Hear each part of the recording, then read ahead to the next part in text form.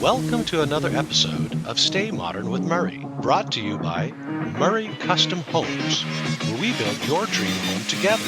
Now sit back, buckle up, and enjoy the ride with your host, Matt Murray. Good afternoon, everyone, and thank you for joining us on this episode of Stay Modern with Murray. Today, our special guest is former Husker volleyball player Tara Mueller. Tara, thank you so much. Yeah, thanks for having me. I'm excited. We had to reschedule. This is weird. Usually we do these on Fridays. Yeah. More relaxed. Yes. But I know that you said you just got back from traveling. Yeah. So did I. We went to we had our GAF shingle manufacturer. They have annually, they take us to a Chiefs tailgate. Cool. So it's like a VIP tailgate, game, everything. Yeah. It's a Sunday night game, but it's a whole weekend deal. So I'm also a little exhausted. Yeah, I feel you. Yeah. But no, tell us a little bit about it. So we were just talking. So I wrestled at the university from 02 to 07 and then coached there for a few years. And you were 07 to... I was 07 to 10. Yeah. Was my senior year. That's a little bit of overlap. But yeah. Yep. Yeah, a little bit. Both Husker athletes. And yes. So tell us a little bit about yourself. Yeah, so I grew up in Scottsdale, Arizona, and I was just saying, we were talking a little bit. I got into volleyball when I was 11. My neighbors who we moved into next door, they had a super athletic family, and their kids, we were the same age, and their twins were going to this volleyball tryout. I'm like, what's volleyball? Like, I don't know what this is. So they're like, Tara's, tall. Like, she should try this. So my dad brings me to this tryout. I show up not even knowing what this court is or what I'm supposed to do. And so I hated it. I was like, this game sucks, just because I was terrible at it. Yep. And my dad noticed all these girls. They had us, diving on the ground. They're tossing balls. Girls are diving. I didn't come in with knee pads. I didn't know you needed knee pads. So my dad literally leaves in the middle of the tryout, goes to, I think, a gas station or whatever, convenience store or something close by, comes back with these blue knee pads. I think they were like for construction or something. I'm not sure. But that was my first pair. So I made it through the tryout. And my friends, they ended up making the 12s because they do it like by age. So they made the 12 ones team and I made the 12 twos. So I'm like, all right, well, this sucks. Like, I'm not playing with my friends. But my dad's like, all right, just try it. If you don't like it after a little bit, like, you don't have to do it. So I'm like, okay. So I obviously stuck it out through that season. Right. And then my friends the next year, they made the 13 ones team in the club, and I made the 14 ones. Oh, wow. Yeah. So I guess I picked it up pretty quick. And so I was like, all right, I can get down with this game. Like, this is cool. That's awesome. So that was like the start of all of that. So were you playing other sports? Yeah. I mean, and this was when I was younger. So, I mean, I did soccer and basketball and stuff like that. So but were you athletic in those other sports? I was a little bit of a Bambi on ice, but I grew into it. Right. Yeah. So like when I hit high school, I think my freshman year, nope, not high school, middle school, I did basketball. Okay. And then when I got to high school, I did track, I did high jump, and then recruiting just started to get so heavy with volleyball. It was like, you're really good at this. Like, you should probably pick a sport. Right. So that's when I switched over to just volleyball. So the reason I asked that is I'm dealing with that shit right now. Yeah. He's only 9, going to be 10. And I've heard horror stories, but I was always the advocate for multiple sports, multi-sport athletes, and starting young and letting them enjoy it. But, multiple questions for you. But do you think in this day and age, somebody could start at 11 years old with never having played a sport and make it? I think I'm with you on doing multiple sports and just being an athlete. Yep. But it's so crazy with how young kids are getting recruited now and how that process starts so young. Like, I feel like kids are almost feeling funneled into a sport. Right. And I get it with how big recruiting is. So I think that at least until high school, multiple sports. Play some sports. Yeah. Do it all. So what I'm nervous about, and I never thought about this until I got him into sports, is positions. Because I just wrestled. If you get out there and you beat your person, you're on the team. Yeah, good point. But, he's only 9, and he joined a team this year that he wasn't on the year before. Mm-hmm. And they'd already had the same kids on the team for 3 to 4 years. Mm-hmm. And so he struggled being able to play the position he wanted to play because they already had their chosen players for that position. Yeah. So he got stuck playing some other positions. And then now football, luckily we weren't going to put him in tackle football, but we did. And thank God we did because he wants to be quarterback. Yeah. And he luckily they just kind of like take numbers out of a hat to play quarterback. Right. But you play in the same organization up until middle school, I think. Yeah. And I can tell that they pretty much take you from your first year until your last year playing the same position. Yes. So if you don't get in there at a young age, you already have kind of lost the position that you want to play. Yes. And I agree with you. I do think like once you get into a position, I feel like, especially in volleyball, you can kind of tell the way somebody moves and size and height, all this stuff, kind of what they look like or what position they should play or could play. And then you get put into that position. Yep. But, I mean, for me, I don't know if you know this, but so I was an outside hitter. And I did USA, like junior national team, all that training stuff growing up. Yep. And this was my junior year in high school, and I'd been playing outside. And at the tryout, the coach brought me over. He was like, we were going to Thailand for the World Championships. And he actually asked me, he was like, so we want you on the team. Do you want to be a part-time outside hitter or full-time libero? And I'm like, oh, wow. Full-time, bro. Let's go. Like, I'm good at hitting and it's fun, but defense and just picking up balls, I love that. So I loved that opportunity. But that was the only time I really got to play that other position. Do you like it? Yeah, oh, I love it. Yeah. So you'd have preferred to have done that? I would say now I can't jump anymore. So yes, just because of my knee. Yeah. But I did enjoy hitting. So I think that I would have missed that piece of it, but I think playing that other position for that time was so much fun. Right. And that's the same thing like with, I love beach volleyball. And so I kind of get in that libero defensive mindset because there's so much court to cover. So I can get back in and just dig balls, read, and they're still hitting. But so are you still playing? We'll get into that, but yeah, we can get in that. Not really anymore, but when I lived in Colorado, I played a bunch of doubles all the time. We'll get into that. Yeah. It's so unique. I'd never think I realized how much pressure there was going to be being a parent. I truly feel like so I only have one son, and I truly feel like I have a gifted son. Yeah, and he's got a lot of the same attributes, but even more athletic ability than I did. He's taller. He's going to be a big boy. Yeah, and trying to navigate what you like. My dad was my coach in every sport, so if I wanted to play, it was like I was going to start. But I was really dedicated. I was a really good athlete, but it was, from a young age, I personally myself chose wrestling. Mm-hmm. Like it was my year-round sport, and then I just played the other sports because I wanted to. But I always had my one chosen sport.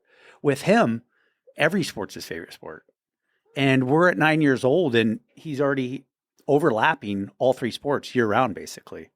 I mean, it's already that serious. It's crazy, but he is 9. Like, I love that he still loves all of them. They're all his favorites. I think that's awesome. Like, 9 years old. It is, but you can already start to see the kids that are maybe starting to focus on one or two sports. Yeah. Are starting to maybe excel a little bit more. Yeah. Or he's really good at all three sports, but if he continues playing all three sports at this level, he's either going to get burned out or he's not going to excel at the sport that he ends up choosing. Right. And it's already to the point where it's like you got to choose, but he's only doing 3. He doesn't even wrestle because he doesn't have time for it. Yeah. So I wrestled and he doesn't wrestle, and I'm not going to force him to. Yeah. But it's super tough. I mean, the sports are starting to overlap more and more and more. Uh-huh. For the last month, he's been doing 3 sports. Yes. Well, and even for me coaching club, when I've been back here, I coach for VCN, and this was a couple years I coached the 17s team, and these girls they're 17 years old. Like some of them are committed to play volleyball in college, but they come from, I don't know where you live, but a lot of them come from small towns, and they kind of have to play all the other sports too. Right.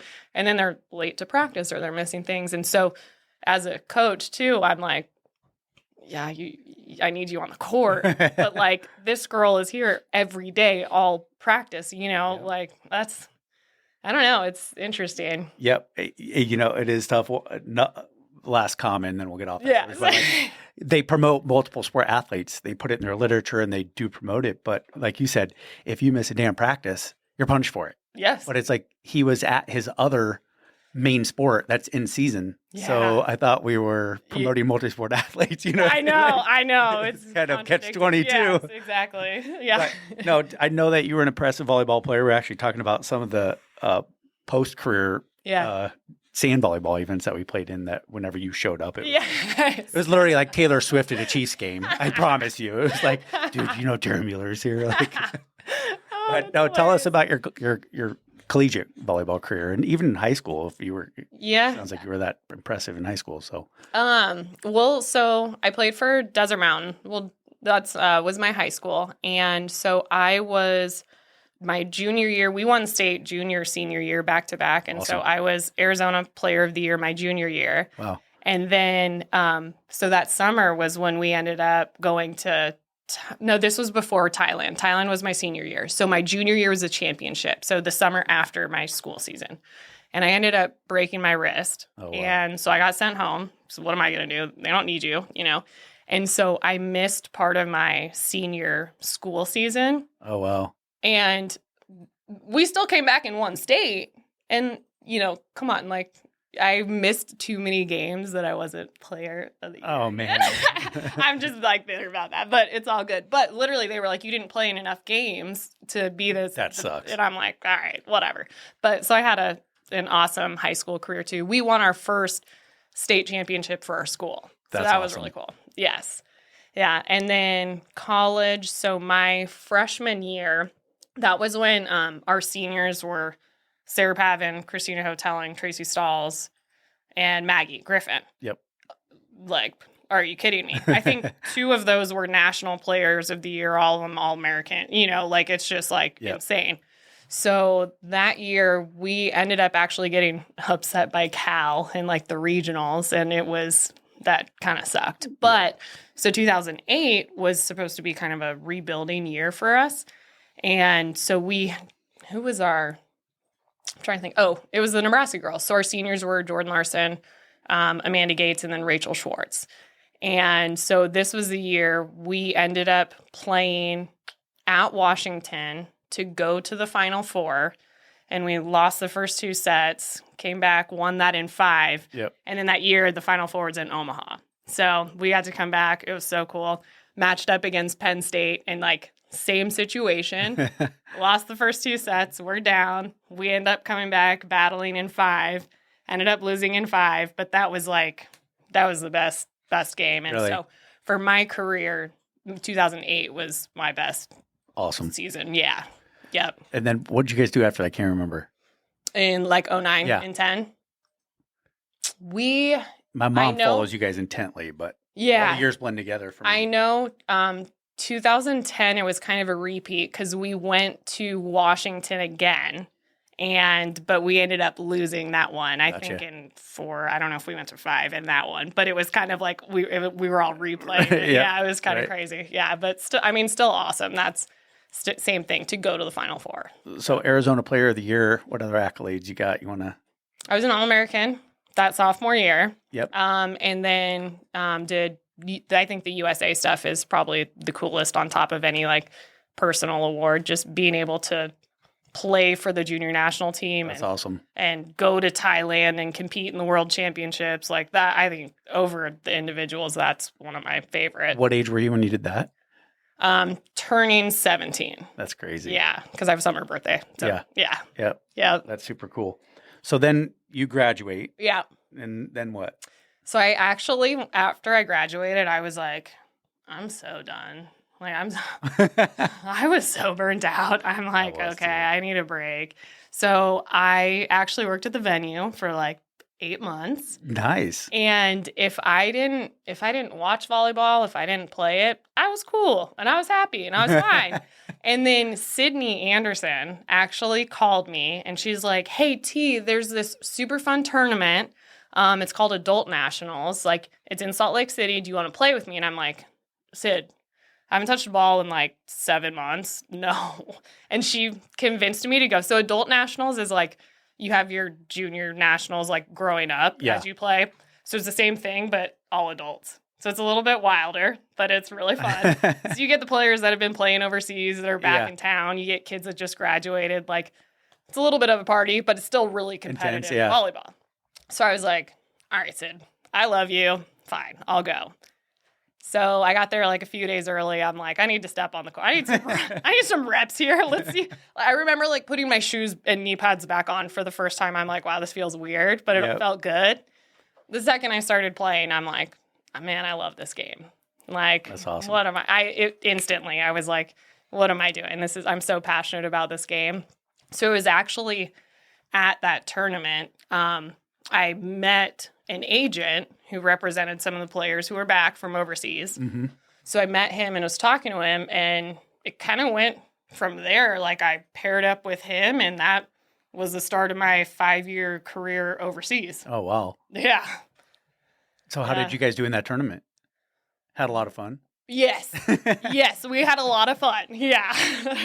So then you went, so he was your agent? He represented you? Yes. Yeah. So he works with a company, and so you sign a contract with them. And then he basically, this is, I'm new to the whole overseas thing. Right. So I'm like, all right, you tell me what do you got? How does this work, And so he uses his contacts, and he's like, all right, this team needs an outside hitter. In this country, they need an outside. Here's what they can offer. Here's what you can compare and take. Right. So I ended up going to Switzerland my first year. Oh, wow. And it was actually really good because Switzerland I love Switzerland. It's a beautiful country. People are amazing.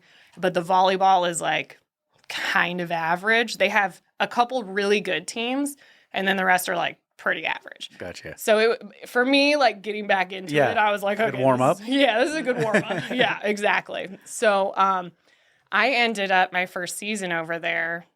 Believe it or not, I had never sprained an ankle playing volleyball my entire career. Oh, wow. Until my first year overseas.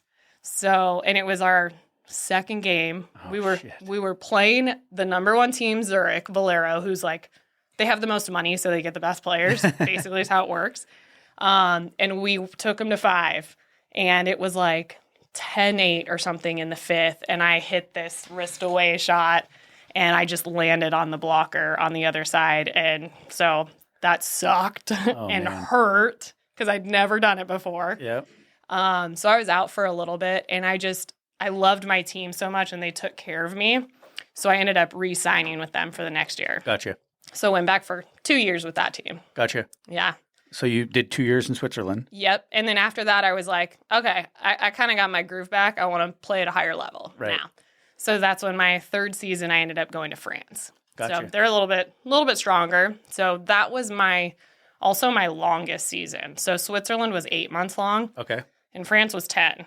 A 10-month long season? Yes. Like you're there for 10 months. Holy cow. Yeah. So they get you out there. You do preseasons like 2 months, but you got to be out there or a month and a half or something. And it's a grind when you're over there. Because like, and every country is different. So like Switzerland, we had 2-a-days every single day. I mean, that's all you're doing. You're getting paid to do this.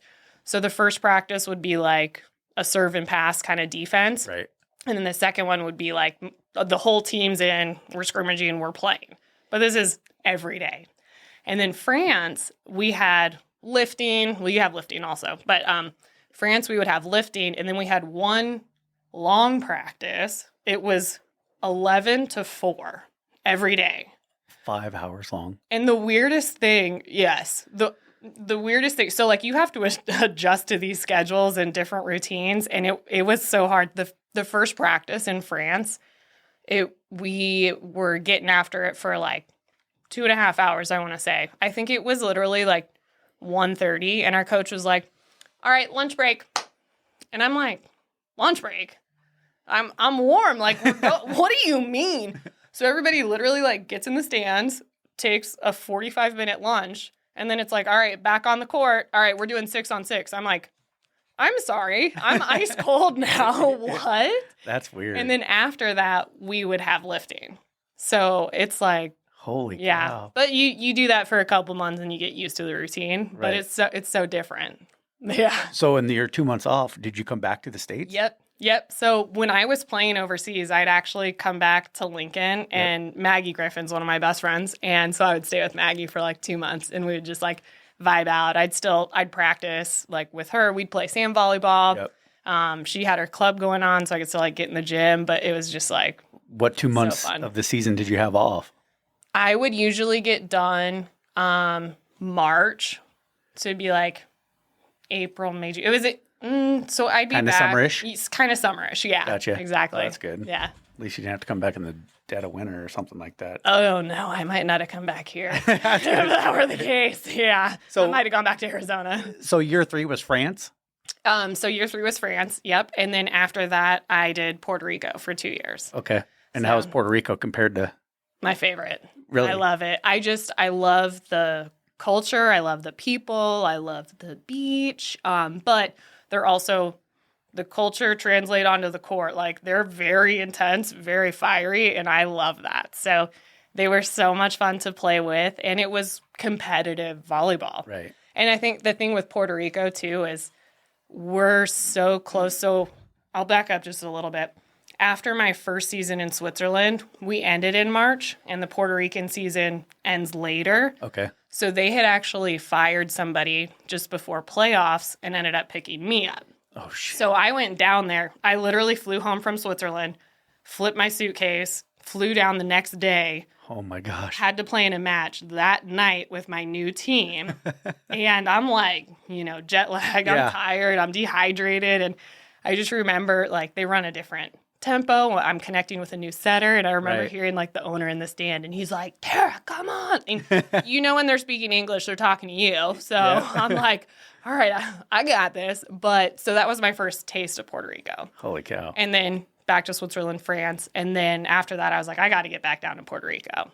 So it's just I love it down there, and it's super competitive. And my last season, we ended up going to the finals. Oh, wow. So that's even more fun. Yep. Yeah. So then you get to the end of year 5, and what made you stop?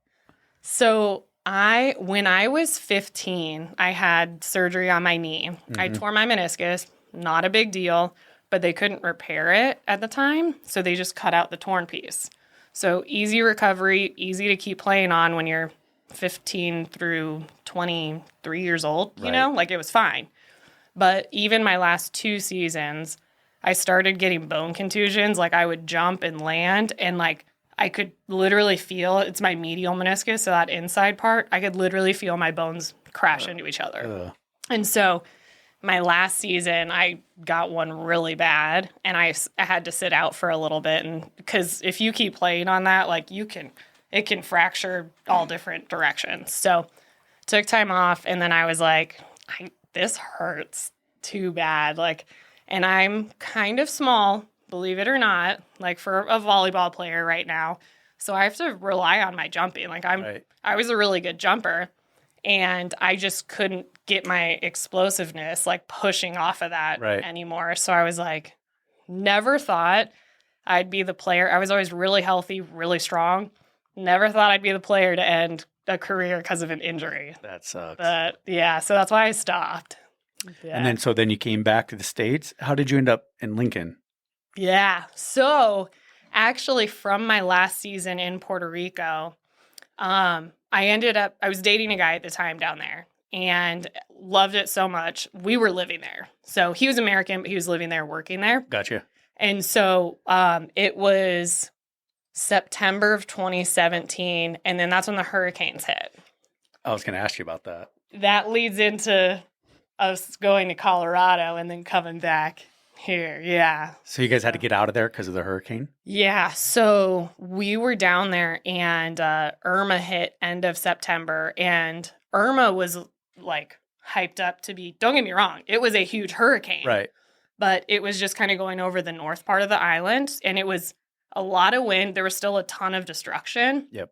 But so we went down south to Ponce. So we were able to get away at least from that one. And then coming back up to San Juan, when we got back, it was like, trees the size of this room uprooted. Holy cow. I'd never even, I have pictures standing next to a tree, and the entire roots of it are as tall as me. Holy cow. Not even joking. I don't know how that happens. It's crazy. Yeah. So Irma, a week later, Maria hit. And Maria brought the water, which is scary. Right. And so, and this was, I don't know why these storms have to start at night too. Like it's literally like 10 p.m. and Maria was going across the entire island. There was nowhere you could get away from it. So it was just like hunker down and hopefully have enough food and water because you're not getting it. Like no power, no running water. Holy cow. And so you better have enough. Right. And you live on an island. So like I remember going to the store trying to find water to stock up and shelves are empty. So I ended up buying a bunch of those like gallon Arizona iced teas. Oh yeah. And dumping them out, filling them with water before the water shut off. So that was like our supply. That'd be scary. Yeah. So that one, it was like our front door was a double door. And so with every gust, like water would come in. So we're like, all right, this one's a little more serious than Irma.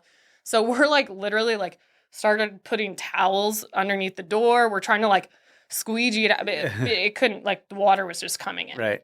And so after the storm ended, literally the next night, our place there was a kind of a connected like upstairs, but the people who owned it was an Airbnb. Gotcha. And so it had a punch code. So we were able to get out of our flooded place and go up there at least for a couple of days to like, we were like scavenging for supply. Like maybe there's food in here, maybe there's water in here, and like we have to we got a game plan now. And so, but it was like after the storm ended, the water in the street kept rising. I don't know, like it was insane. And so the water kept getting higher and we're like, all right, we got to make moves here. That's scary. Yeah. And so we stayed up there for I think 3 days. And then we were like, all right, we need to get to, so there's an area in West San Juan, it's called Condado.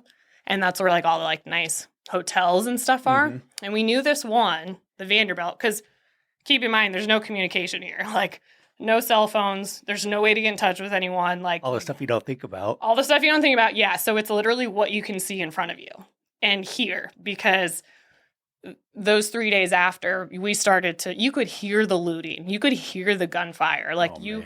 And so we're like, okay, we started to see them coming up and down our street. So we were like, okay, if we can get to the Vanderbilt, we know there's a FEMA shelter there at least. So we literally, it was like going into game day. Like this is like a movie. Oh, for real. And I remember packing my backpack, and because that's all I could carry at the time because the water was so high.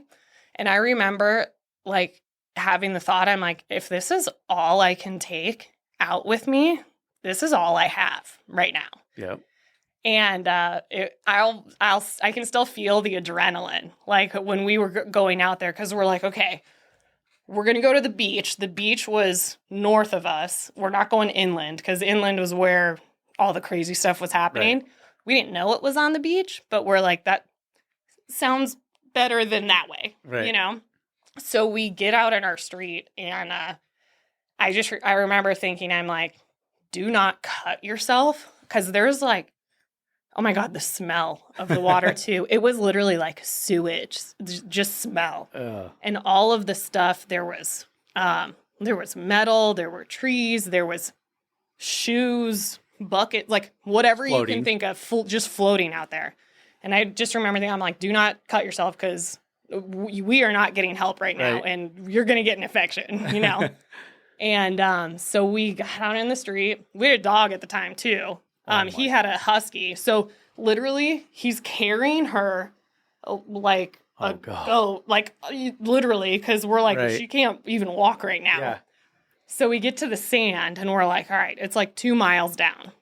And I remember walking past this restaurant when you have those on the beach that have the steps down to the sand. Yep. The steps were almost as high as me because the water had just washed off all the sand. Like the bottom cement step was just like hovering in the air. Holy cow. It was insane.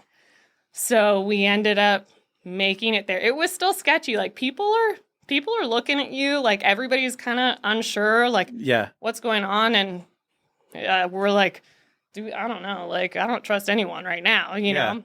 So we made it to the hotel, could see all the FEMA people. We actually went to the front desk and we were like, we just hiked out here from Ocean Park. And we were like, can you help us? You know it all. And they were like, we can get you into a room if you want. And they're running on generators at this time. Well, half of the hotel was. Right. And the Vanderbilt's a very nice hotel. And they even felt bad. Like the manager came out and talked to us and was like, we're so sorry. We're not operating to our expectations. And we're like, are you serious? Like, survived the hurricane. You have running water here. Like, we're good, you know? So we ended up getting into a room. Best shower I've ever taken in my entire life. So how far was it? Do you know? It was about 2.5 miles. And how deep water? It was waist deep. Oh my God. For about not the entire way, but it was waist deep for about 3 blocks till we got to the beach. Yeah. Yeah. So that's like a slow walk through that too, you know. Carrying a dog. You're carrying a dog, yeah. Like, oh my God. So they had some food. They catered in food and best tacos I ever ate in my life. Best shower I've ever had. So from this, Jay's birthday is the end of September. So I already had a trip planned from like a month ago to go to Colorado to do this stuff with him. And I have some family down there too. I have cousins that live there. And so I don't know how, but I somehow got a text on my phone. And it was like, your flight's been canceled. And I'm like, oh, yeah. Imagine. Yeah, imagine. Exactly. But they were like, if you can be at the airport tomorrow morning, we can get you on a humanitarian flight. Holy cow. And they gave you a number code. It wasn't like a normal letter number confirmation code. It was just numbers. There was like 7 numbers. And we're like, we'll be there. I don't care how we've got to get there, but we will find a way to get to the airport. So, and it was, I swear it's because I had already had that flight booked that we were able to have the option to get on this humanitarian. It was crazy. So we were like, well, we had to try and go back to get more of our stuff because we're leaving and we're not coming back. Right. So we ended up hiking back, and there was actually a bunch of people like helping in bigger vehicles. There were people like in trucks and stuff like helping drive through. The water had gone down a little bit now. Yep. Because we were there for a few days. And so people were like driving people as close as we could get, but our street was still flooded. So we were able to go back and get some more stuff, pack some stuff up and get back. And then from the hotel, we could actually drive. So it was so nuts. So I remember we made it to the airport, and there had been people like camping out there, like they're asleep, trying to get on planes, trying to get off the island. I don't know how long they had been there, you know? Cow. And I can understand a little bit of Spanish, but when you're in that kind of situation too, and it's hectic, I'm like, okay, I don't understand what's going on. And so I ended up, we left the car, first of all. We left our car just outside the airport because we're like, what are we going to do? It was pure chaos. Right. Yeah. And so we grabbed everything that we could, went in. I just showed somebody this number that they had given us. Yep. And they were like, oh, yeah, go over that way, like to this counter. So I showed them it. And I'm like, I don't know what's going to happen. Like, what is this? Yeah. We get there, and the person at the counter, and this was Southwest, shout out to Southwest, like, they were the only people coming down at this time. That's crazy. And she literally asked us, she's like, where to? Where do you guys want to go? And I'm like, no way. Yeah. And I'm like, what do you mean? She was handwriting boarding passes. And I was like, wait, we can go anywhere. So for a second, I'm like, should we go to like Fiji or something? You know, I don't know. Like, I'm not going to lie. That crossed my mind. We can go anywhere right now. And, but I'm like, all right, I had this trip planned in Denver already. Let's go to Denver. And I had family there too. Gotcha. So that's how we ended up. And they asked us, they were like, how many bags do you have? And we had like 6 bags. And they're like, okay, cool. we got you, put them on. Nothing was, all free. They just a humanitarian flight.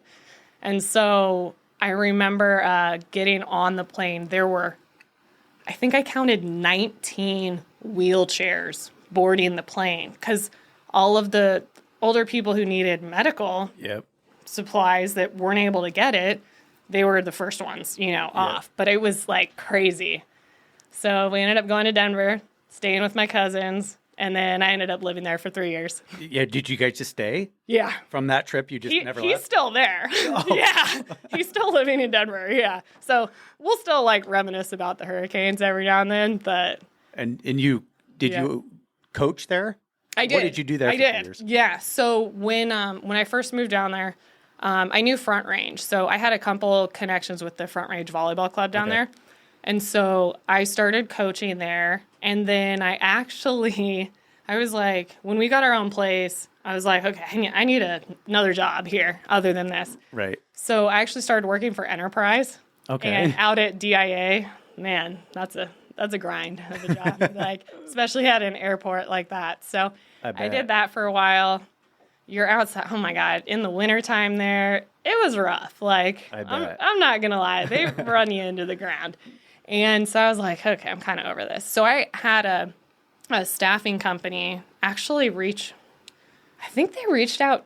I don't know how the connection happened. I think it was through volleyball. I actually had a connection with somebody who worked for this company, and they recruited me over. So I switched, and then I did staffing for a little bit for this company called Ronstad. So it was in the tech center. Okay. So this was, me and Jay have now broke up. I have my own place, but, we're still good. And so I did that for probably a year and a half, and then still coaching on top of that. Right. And Denver has it's a huge community of people that play sand volleyball year round, and it's competitive. So they have 2 big spots where they have indoor courts as well.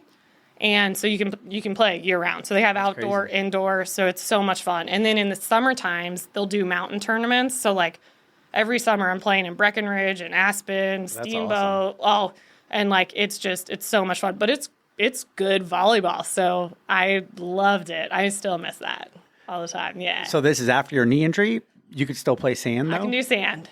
Yep. Just because not as much jumping. Yeah, it's the softness too. Yeah. The court, it's just all that pounding. Right. Yeah, so I can still do sand. That's awesome. Yep. So you stayed there for... I stayed there until, so I ended up moving back to Lincoln in 2020. And that's when I got into real estate. Yep. So I was needed a pandemic hit. Need a little change, so I came back here, and I ended up getting my license for real estate, which I love. It's so much fun. It is really competitive, and it is really tough, especially being new. But I was I know Lincoln, I know people here. I have enough connections still. We can work this out. So I loved it, and so I started out pretty good, and then you go through your ebbs and flows, and that's how it is with the market and everything. So from there, I was I kind of need something else, in the meantime. Yep. So I applied at Lululemon, and so I started working there part-time on top of doing real estate as well. Yep. So I was only there 2 days a week or so. Real estate was still my main thing. Yep. And then I did this for about, on top of coaching too. I did coach a little bit of club too. And then it was tricky with real estate, though, and coaching club because so much happens in the evenings and your weekends. And I'm the traveling and with club, I'm I need to be here on my weekends. And so I kind of stopped coaching because of that. And then Lululemon, about a year into it, they opened 3 new positions. Oh, wow. So they kind of restructured the management, basically. And so I applied for the community specialist position, and I ended up getting that one. And so I'm now full-time there. Wow. And I love it. Yeah, thank you. It's a lot of fun. So I do our events. So for example, we have one coming up. We're teamed up with Fleet Feet. Okay. And they're a running shoe store. Yep. And so we have a fun like Halloween run we're doing this Sunday, actually. So they'll be there. Cafe Botanica will be there, and everybody like dresses up in costumes and then run like a mile and a half, and then we'll do like a private shop event. So awesome. I get to do stuff like that. We're supporting the Good Life Halvesy. I'm running it. You are? Yeah. Oh. I was just getting ready to ask you guys that. You'll see us. We have a cheer station. We're close to the finish. That's awesome. Yep. Yeah. I'm looking forward to it / not looking forward to it. Yeah. Yeah. I signed up a year ago and kind of remembered like a month ago. Yeah. So you won't catch me running. But at least distance. I'll see you there. Yes. You'll see us. Yes. That's funny. We're gonna be Barbie themed. So, silly question. Do you know Carrie Johnson-Edie at all through that world? Through Lululemon or? She opened a boutique store at some point, and I thought she was selling Lululemon. I could be completely incorrect. You could be completely right, though, because there's we do have strategic partners. Okay. So I know like some Orange Theory, Body Fit Training. They do sell our stuff in the stores. Okay. So. Yeah, maybe. You're right. Yeah. We built her house a long time ago. Oh, that's awesome. But, yeah.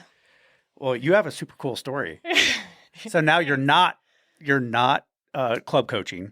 So I'm gonna get back into like just a fun team. So I'll be back with VCN, which is Maggie's club, and so I'm gonna do her fall league. So it'll be twice a week in the evenings, no travel. It's because I'm like, it's fun to get back in the gym, So I'll have like 7th, 8th graders. Yeah.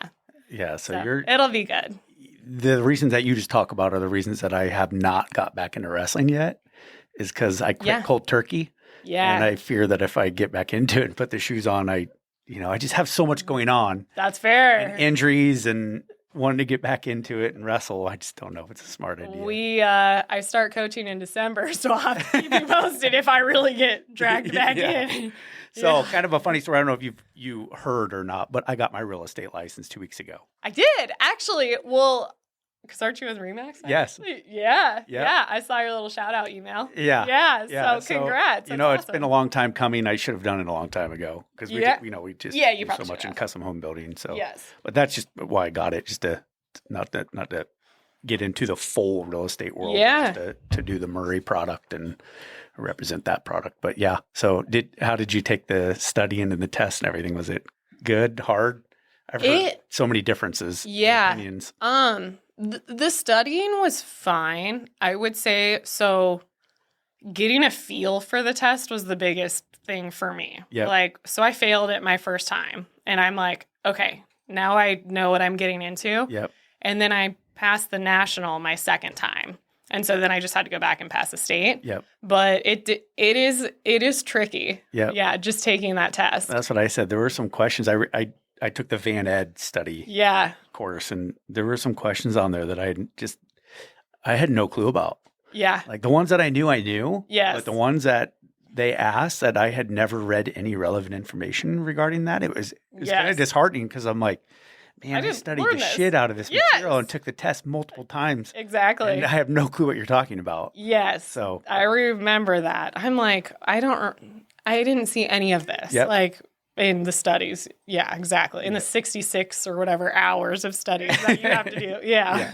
So now that you're full-time Lululemon, are you still practicing your real estate? So I kept my license, but I moved it into a referral state now. Okay. So I don't have the fees because I'm not as I'm full-time, with Lululemon. Yeah. So, but I did want to hang on to it at least. And so I can still refer people to agents. So I had a couple good agents I know. That's awesome. Got another one. And so I can do it that way. And then having it in the referral state, if I do move somewhere, I can still pick it back up if I want to get back into it. Yeah. Well, that's awesome. Well, I'm glad to hear that because, I'm only 2 weeks in, but it's been a hectic, when you get licensed, they send you so much stuff. You don't even know how to make heads or tails of it. Yeah. And the MLS and the CenturyLink and then the training you have to do for the MLS and the CenturyLink and then your Remax training and the summit or whatever they call it coming up, the R4. And it's just all the fees, the national, the state. NAR, the Lincoln Real Estate. It's overwhelming. It is overwhelming. Yeah. Well, you're in a good brokerage. Good. And a lot of good people there to help. Yeah. So how long have you had your real estate license? I did it for about 2 years, I want to say. Okay. Yeah. Because I remember when we were hosting the, I think we was a parade house on Tralee Road. Yeah. And you walked in and I was like, I didn't know her. And then you were a realtor and I was like, yeah, exactly. That was the first time I realized you were a realtor. Yeah. That was a couple of years ago? Yeah. Yep. Yeah. Tralee, that would have been the one at the end of the road. So yeah. Yep. 2.5 years ago. Mm-hmm. Mm-hmm. Yep. But that's awesome. So fun. So we'll talk about your referrals later. Yeah, I got you. Yeah. But any final thoughts? Anything you'd like to say? Any funny stories? Not about me, of course. Oh, I might have to think about that one. So not off the top of my head. Awesome. But this has been fun. Yeah, I really appreciate it. I know you've been traveling. I know you're busy. Yeah. But I appreciate it. We will see you at the Good Life Half. See if I don't make it to the finish line, I'll come over and say how you can help carry me across. Yes, I don't worry. I'll help you over that line. Awesome. Well, I thank you. Appreciate it. Yes. Thank you for your time. Thank you. But thanks everybody for joining us on this episode of Stay Modern with Murray, and stay tuned for more exciting episodes. Thank you. If you have questions or topics you'd like us to discuss, you can email them to info@murraycustomhomes.com. If you like this episode, be sure to subscribe to Stay Modern with Murray on Apple and Spotify, or check back on our website and social media regularly for the latest episodes.